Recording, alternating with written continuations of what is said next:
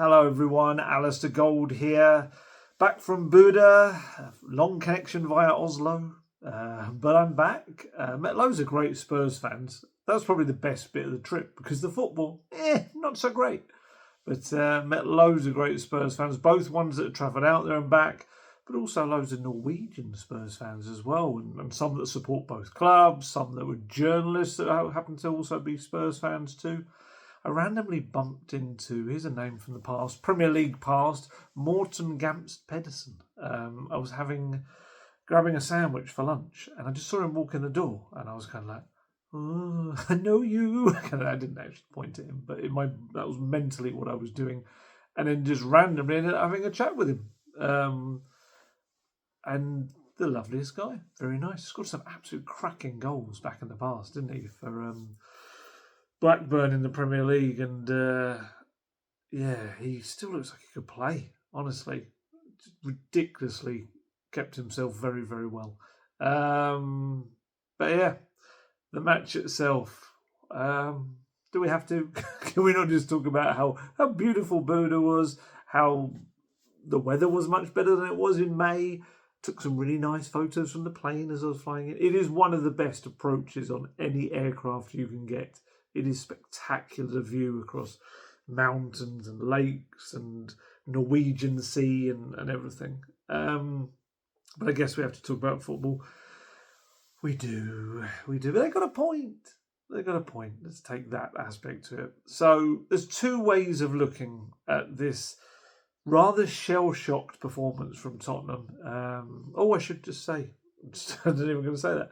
I thought I'd give the Europa League final programme a little bit of a rest. It is a bit knackered. And they are the two lanyards I have to wear. One in the UEFA Youth League and one for the Champions League game out in Bodo. Because you see, in the Premier League, we don't normally get to keep them. Occasionally we do, but mostly we have to hand them back so they can reuse them. But when you're on the European adventures, they just give them to you. So very nice people at the club as well, Bodo Glimt. Very, very nice people indeed. Where was I? Yes. So there's two ways of looking at this. It was a very shell-shocked performance. Little small town of Bodo, which you can walk across it in any direction and get across it within about 15 minutes. This was nowhere near the professional physical performance we saw them putting in May at the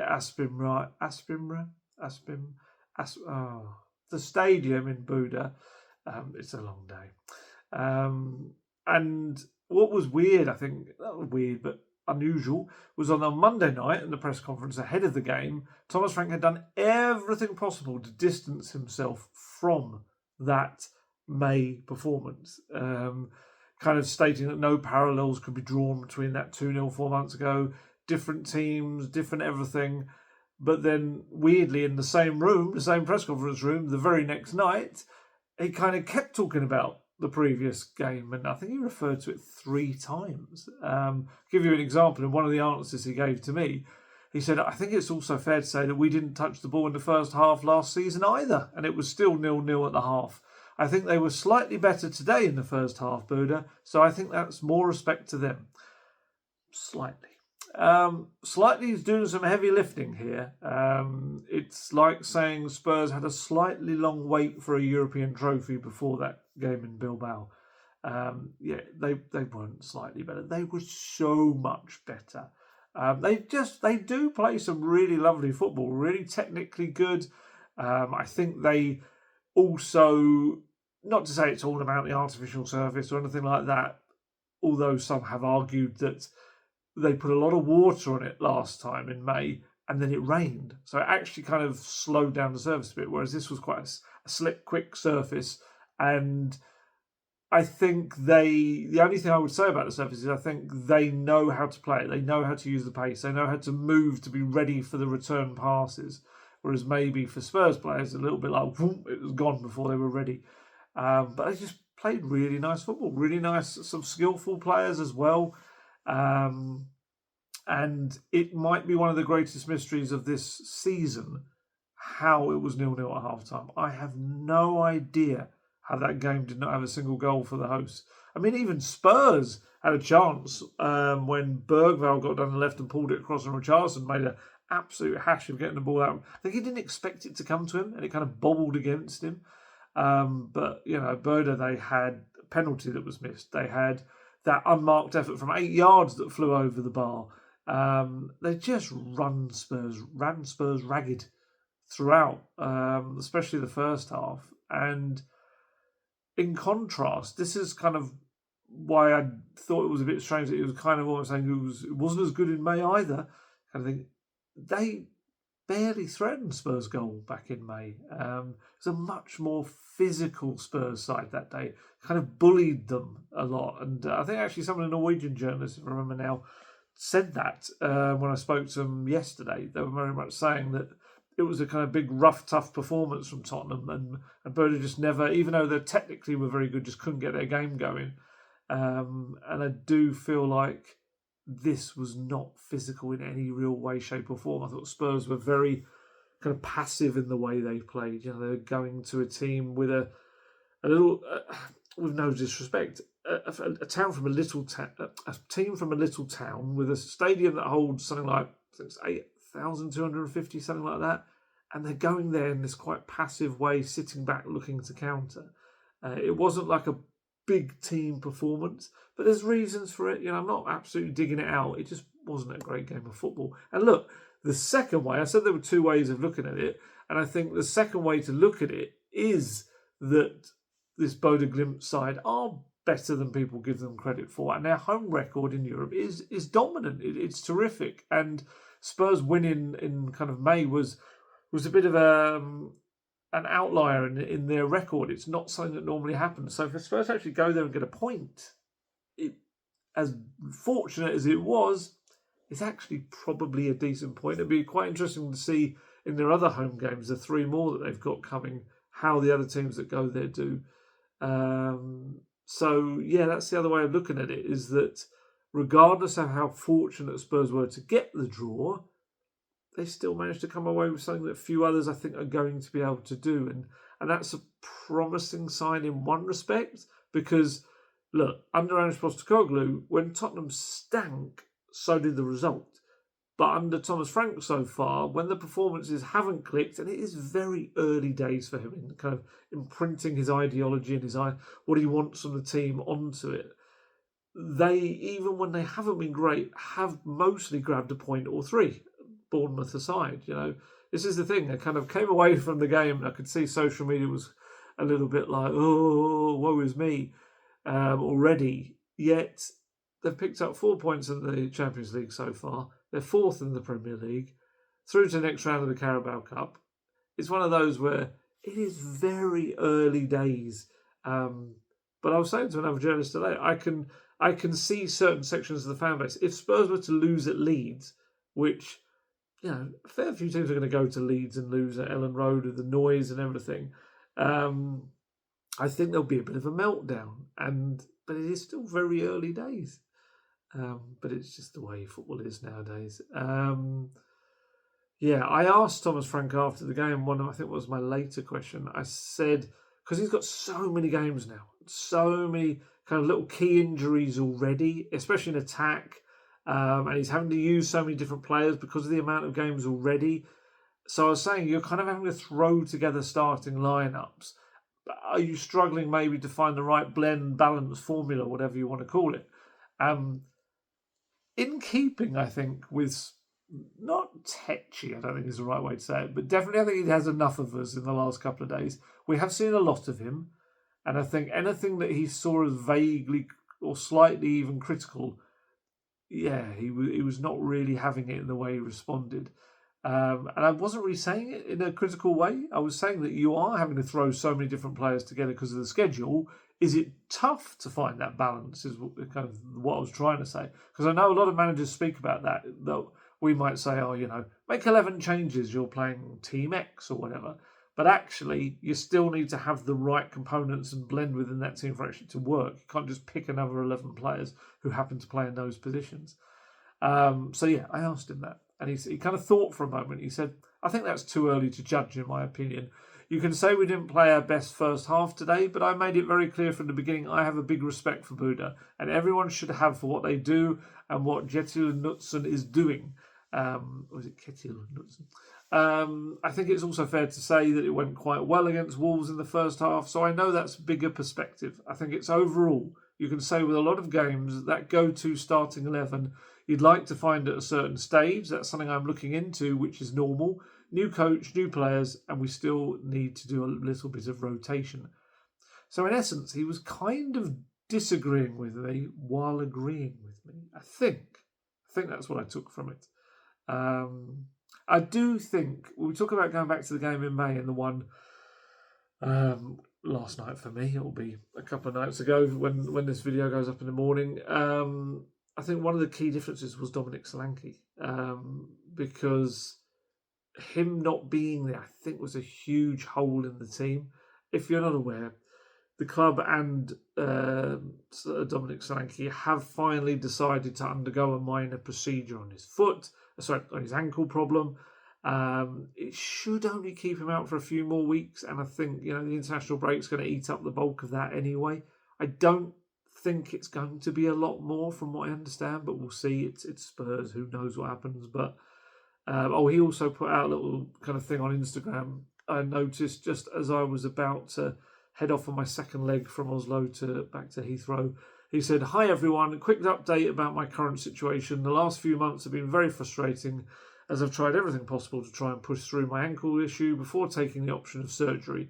None of this managed to solve the problem, so we had to go ahead with minor surgery, which I underwent this morning. It was all successful, so hopefully I'll be back on the pitch in the very near future. Thank you for all your love and messages." And like I say, I think if you're looking for differences between the two performances, Solanke is a massive one. Because not only did he provide this outlet for them on the day to get on the pitch, so not only did he score, but he provided an outlet on the pitch in terms of dribbling, his hold-up play, everything. I thought he was really good that day. And also that day they had Richarlison on the left. So you had these two quite physical presences. And when I spoke earlier about kind of bullying Bodo, that was how they did it as well up that end of the pitch. And also, when set pieces were coming into the box, you had these two big, good headers of the ball able to deal with it. And this time was not the same. Richarlison played up top on his own, and he's starting to look like someone who's playing far more football than his body's used to. I do worry slightly what it's going to do, and I kind of feel like maybe he's adjusting out of perhaps fear of kind of picking up an injury. And I feel like his work ethic has dipped slightly from what its normal levels are when he's fresh, and his hold-up play was not good. It was essentially like kicking the ball against the wall, and then it would bounce back mostly to the home players. But look, he wasn't alone in being far less impactful than in May.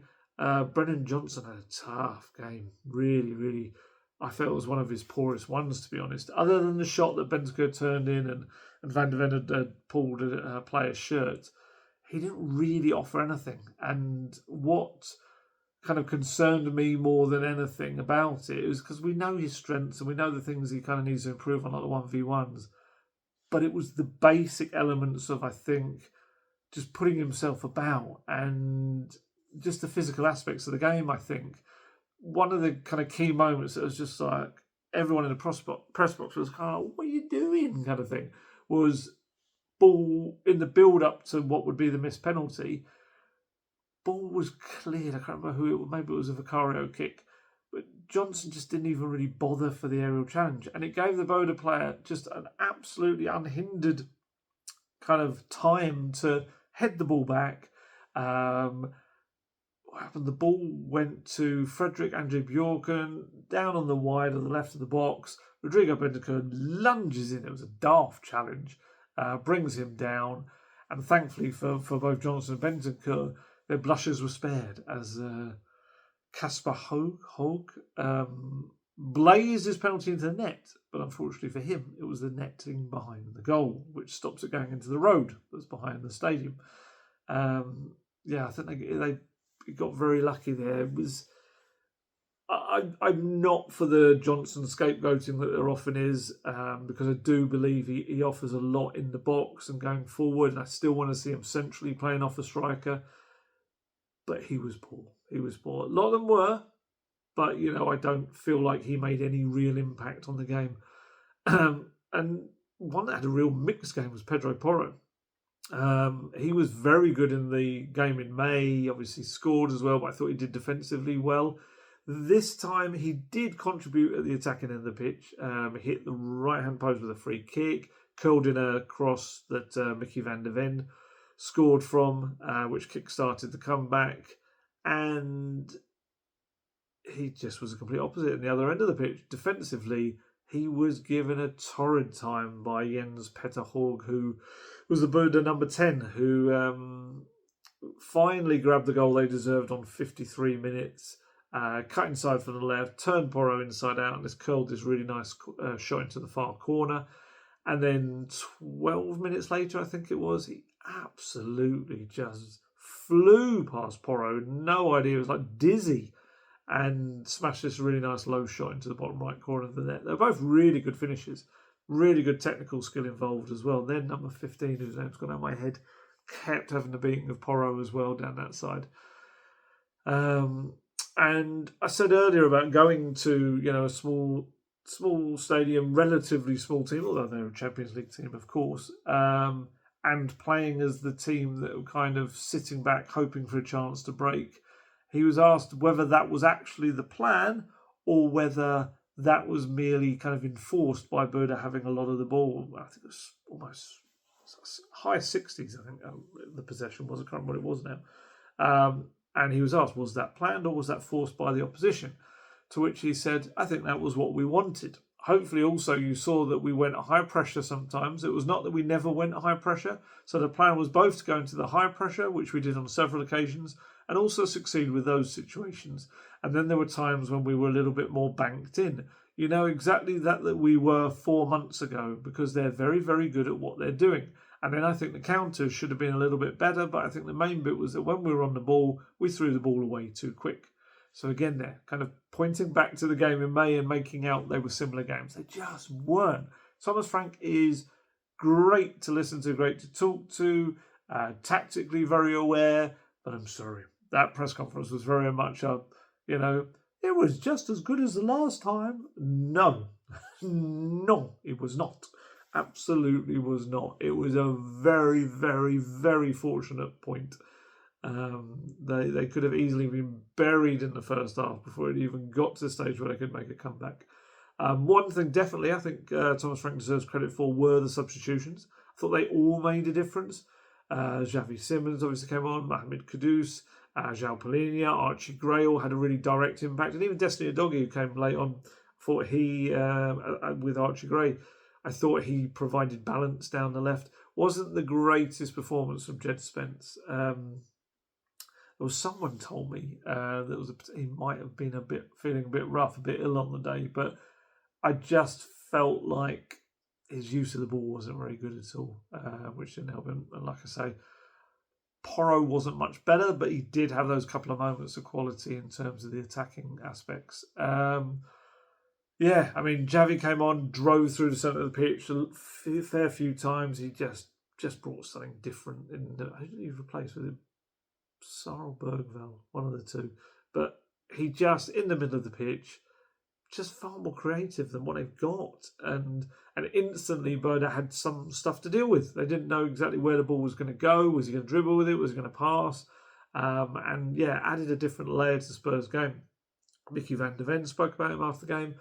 He said he's a really good player. He can create a lot of special things. I think you saw today he came on and did really well. Most of the time he plays, you can see the creativity he has on the wing, even if he plays there, even if he has to play on the wing.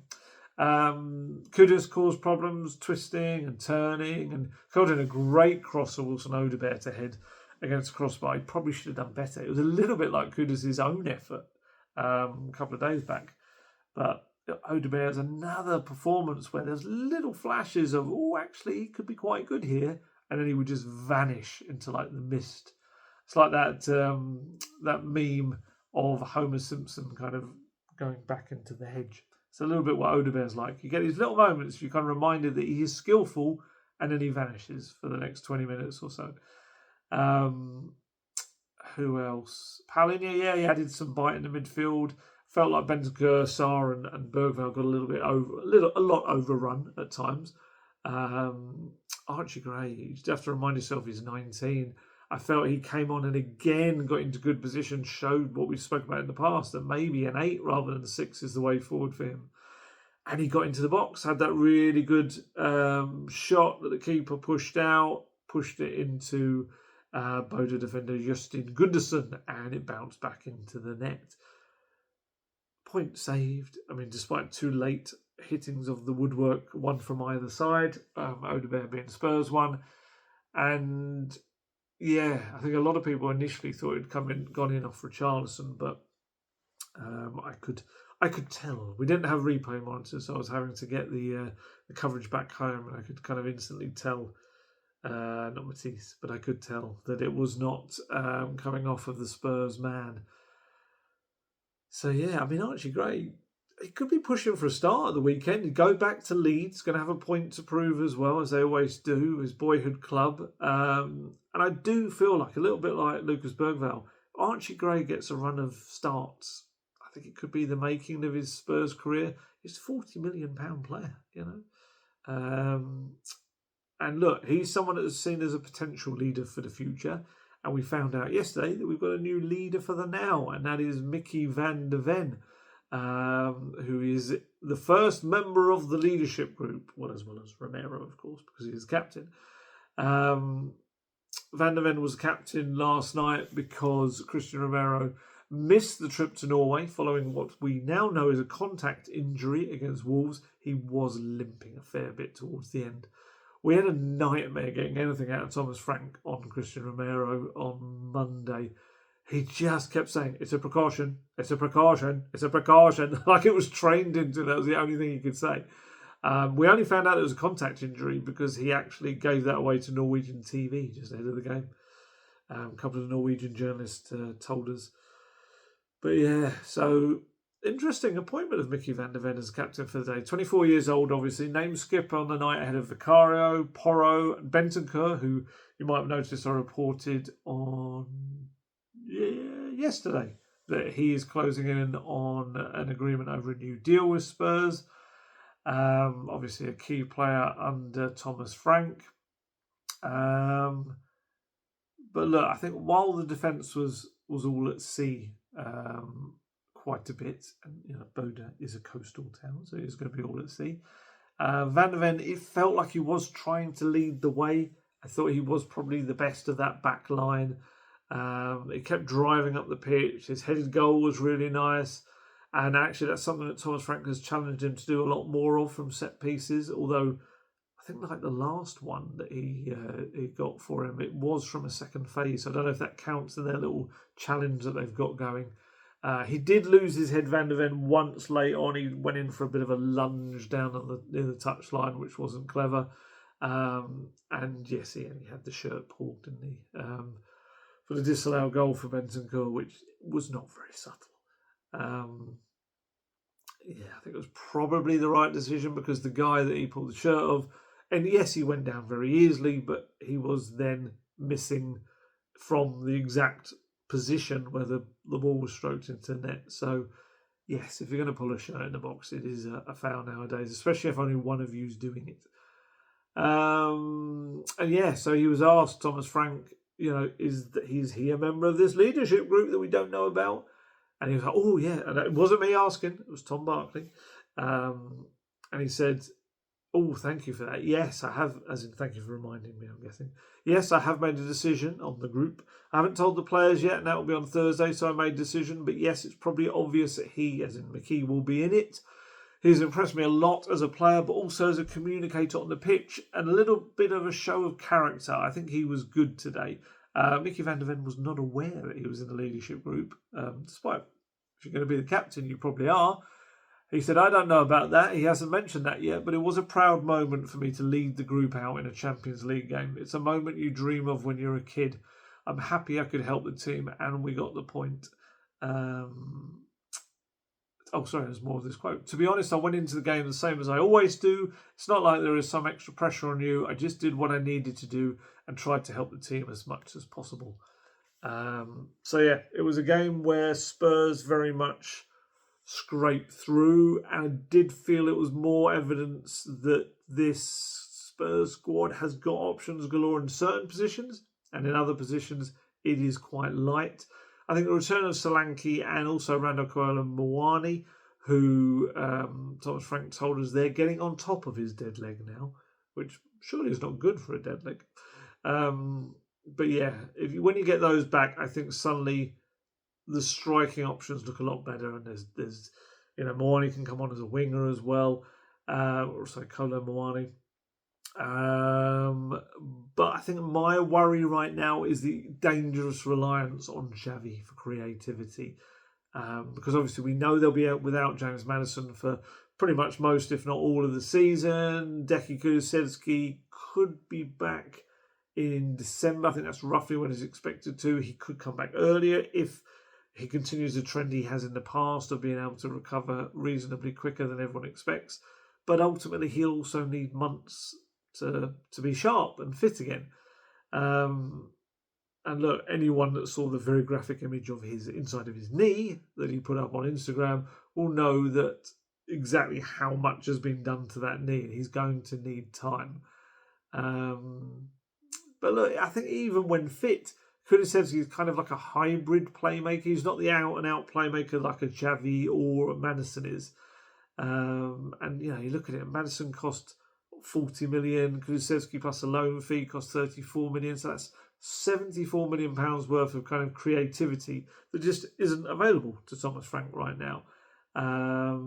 And I do think it's been an issue that Spurs have struggled with over the years. It goes beyond this current period in that they just really are reliant on one person to create in their games. And whether that is Harry Kane, whether that was Eriksen in the past, I think teams know that if they can either nullify that player or that player's out injured, then suddenly Spurs are very much a bland, industrious team trying to score goals through pressing high up the pitch and set pieces, which is not a sustainable way to really be at the top, the higher upper echelons of the table.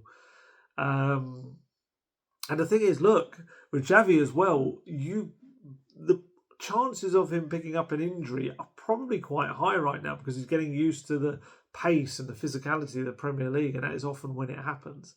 And lose him to injury right now, you're going to have more dull nights like that in terms of the performance. This, for me, is a perfect moment for the Lewis family. There's all this talk of them back in the club. Line up a playmaker for January the 1st. Absolutely go out there, pay a little bit over the odds if need be, have someone lined up for January the 1st so they can come in and hit the ground running, rather than, we saw what happened at the end of last season when they lost the playmakers like Maddison. Just and Kulusevski. There was nothing. There was just no creativity whatsoever. And yes, look, I know that Kulusevski will be back. And James Maddison will be back eventually. So some people might understandably suggest, well, why would you buy another playmaker if you're then going to end up with 3 or 4? I just don't think Spurs can afford to wait. I just think they're in that scenario right now of where their play is not good enough when there's not a playmaker on the pitch, and they struggle to carve open opportunities to score. So, yeah, I think they have to move for someone in January, and if that creates more competition and a battle come end of the season, or even because the other thing with Kulusevski, he could end up being a winger under Thomas Frank. We don't know. It's a question that I want to ask him, but it's probably not worth it right now because he'll just say, I still haven't really worked with him in training and stuff like that.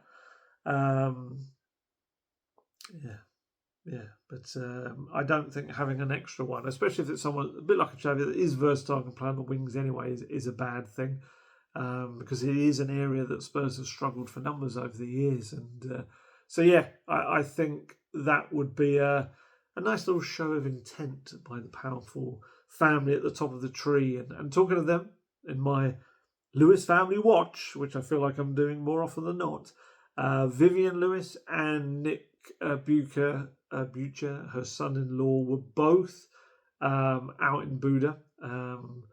First off, I saw them watching the under-19s on the morning yesterday, or Tuesday morning, as they spanked Bodo Glimt 6-0. And it's, to be fair, the youth team, it's different levels at that kind of that age range. And Callum Olasese was probably the man of the match for me. Captain, didn't even really need to get out of second gear, scored a couple of goals, and they were just kind of trailing in his dust.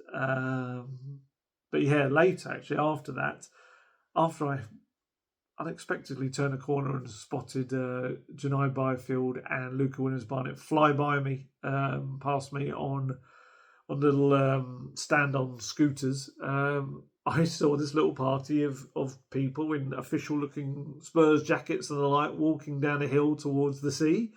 And it was Vivian Lewis, it was Nick Bucher, it was Vinay Venkatesham, the CEO, and Johan Langer as well as some other kind of members of staff. And they were just walking along, looking at the sights. And from what I could tell from afar, I didn't want to go right in the middle and just go, hello.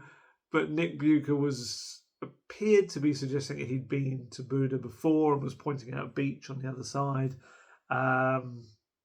And he's got a very American accent. I think he spent a lot of his life in America, so that's very, very much explained by that. But yeah, it was just funny kind of to see them all walking towards the sea. Yeah. Another very public appearance, both kind of... Also, to be at an under-19s game, I can't remember ever seeing Daniel Levy at a UEFA Youth League game. I don't know if he ever went to under-21s or under-18s either. So this was kind of quite a public display to be doing this. And of course, it comes within a month when they've rejected 3 expressions of interest in a takeover. Obviously, the latest being the American consortium headed up by the DJ turned tech entrepreneur Brooklyn Eric. He's that's the best way to describe him. A colourful character. He's been on social media since that news broke of the approach. Certainly enjoying himself on social media. Of course, if you weren't aware, that consortium were reportedly planning to bid 3.3 billion for the club and an additional 1.2 billion in transfer funds for Frank. They've got until October 24th to actually show whether that really was the case or not, whether it was all a bit of hot air or I don't know what it might else be. But I do feel like rejecting all these offers, especially with the numbers that have been reported about this one, it does put a little bit of pressure on the Lewis family to kind of show their own backing, which has been spoken about by sources close to them, but also Vinay Venkatesham spoke about it, didn't he, in his video, that they are going to back the club. And sources around the family maintain they've got zero interest in selling the club to anyone. And I just felt like their presence on what would have been quite a long day, they would have got to... it was the same stadium for both games because it's an artificial pitch. They would have got there probably by 10:30 in the morning. And, you know, the game didn't kick off till 9 local time, the first team game. So that's a long old day. And it just, I know people say, oh, it could just be making a show of things. But I don't know. It just didn't scream to me owners that are heading out the door anytime soon. It kind of almost was more of a, we're paying attention to this, we're very interested, what can we do to help you, I think that's my hope anyway. While he was not on that walk to the sea, there was another member of the Spurs backroom people in Bodo, and that was Fabio Paratici. He was fresh from being handed that 18-month suspended jail sentence by an Italian court following the plea deal that was done for, let's say, well-documented activities at Juventus. I think just his presence there again, to come all the way to a remote Norwegian coastal kind of town, I think it suggests that it's still expected for him to eventually return into more than a consultancy role, a more official one, despite those things going on around him, and also Daniel Levy's departure as well. So you've got this little unit really, and I do think between them, the Lewis family, Venkatesham, Johan Langer, Fabio Paratici, they've got the opportunity to kind of work together and push Spurs up the ladder, both in terms of transfers, wage structure as well, and I think the quality at Thomas Frank's disposal. I think he just needs some more options. He really does. I saw the reports. I don't know whether it was done while I was away or not, of Savinho potentially probably signing a new contract with Man City. Yay! Great stuff. Well done, Spurs. Yeah, which is a big shame.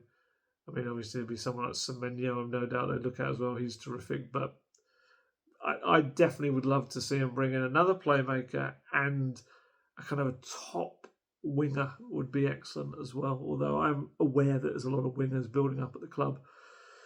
But you've got to be ruthless, I suppose, and just bring the best in. They've never cared about the homegrown, numbers, European numbers, non-locally trained, all of that before anyway, until it kind of bites them on the backside. But look, I can't stress enough, it's still so early in Thomas Frank's reign. There's no time to kind of have meltdowns or over-analyse performances. He will put his fingerprints all over this Tottenham team eventually. But what I would say is the need for extra creativity is pretty clear. Because look, the strong foundations he's trying to put in will prevent defeats, absolutely. And it is still just the one this season, isn't it? If we're not counting PSG as one, because technically finished 2-2. But I think the fans will need to enjoy what's going on at the other end of the pitch if they're going to keep coming back to watch. I don't think they took their allocation in the end. I think they were meant to, but I don't know if everyone. It looked like it was some kind of bare parts of the away support in Bodo. They were in great voice though. They were terrific again. You could hear them. But yeah, other little performances thus far in recent weeks have not. Attendances have not been great in recent weeks. So they need to get them through the door. They need to play some good football. They need to bring something or bring a product that the fans want to see. But yeah, I do feel like we're at this kind of key point with Spurs. And I think the whole Lewis family thing right now, the rejected bids, allows for Spurs to hopefully get the best out of it all. Because let's make no mistake about it, back in 2019, the last time they reached the European final, they then faltered and fell apart, didn't they, really? They sank down the table. They didn't capitalise on what had come before. And I kind of now feel like after this latest European final they've been in and won this time, now is the time to push on. You've got people in charge and new people in charge at all levels. It just feels like there's no better time to learn from the mistakes of the past, even if others made those mistakes. They've just got to create a more exciting quality team than the one that we saw in that little town by the sea this week. It needs to be far, far more really from Spurs. The amount of kind of people that would either ask me on the plane back or the airports, or I'd ask them like, "What did you make of the match?" And we all made the same noise, like "Yeah." It's that weird noise. It wasn't good. They got very lucky, but sometimes in those positions, if you come through it and get a point, even though you've been lucky and not very good, you take it, you learn from it, you move on, you make sure it doesn't happen again.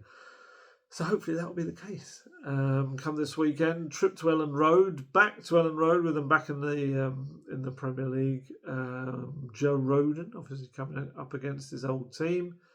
And Archie Gray doing likewise in the other direction. So it should be a good one. What have we got coming up? We've got the press conference on Friday. I think it's 1:30 that kicks off.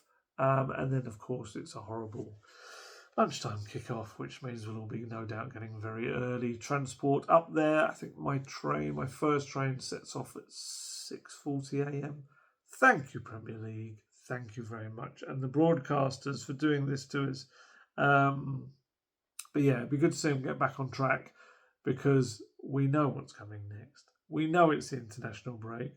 We know, would it be the 8th time? Would it already be the 8th time if they were to lose, that they would send me into international break hell, and all of us international break hell.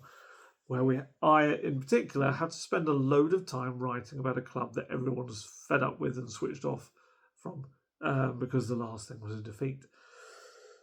Hopefully, they'll have those players back in the team. The ones that came off the bench and did well should be back in the starting lineup. And like I said, it'll be interesting to see the blend and how it all works and what he does with it. But yes, I do think they need to start lining up deals for January myself. So there you go. It's a late nighter, so I'm going to have to head off and try and get some sleep. I've been stifling yawns throughout this, and it's not because it's boring subject matter. It's because it's been a long one. But apologies if you saw me at any point going, but not quite yawning. You're no doubt yawning yourself by now anyway. So, excuse me. Time to head off. Back from Leeds. I shall do one on Sunday. I'm actually going to the NFL on Sunday as well, which I had to do all through NFL accreditation and everything. It's all a whole very different thing, but I am looking forward to that. People who've listened to these and watched these will know I do enjoy my NFL, and I always find it fascinating to see how it works and what they change at the end at the Tottenham Hotspur Stadium, and little tweaks and ways they make it a little bit better each year. And yeah, so I shall probably do my video probably Sunday morning. Actually, it'll probably be late on Saturday night. Whether it's early enough to go out on Saturday night, we'll see. If not, it'll be Sunday morning, like I'm doing right now. One for the morning.